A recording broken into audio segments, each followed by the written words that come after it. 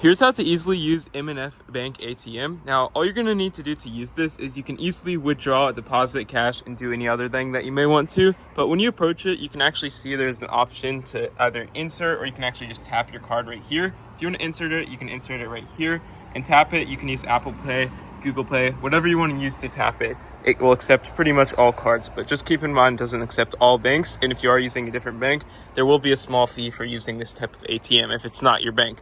But once you're here, you basically want to enter in your PIN if your card actually allows you to do so. In doing so, on this screen, you can actually withdraw, deposit cash or check if you would like to.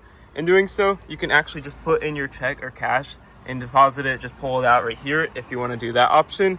And you'll simply get a receipt right here for your transaction like so. And or you can scan your ID if it requires you to do so on this thing right here.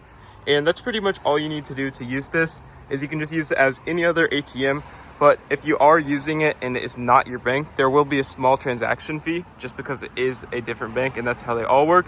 But that's all you need to do to use an M&F Bank ATM. You can easily withdraw, deposit, and easily tap your card if you don't actually have your card on you.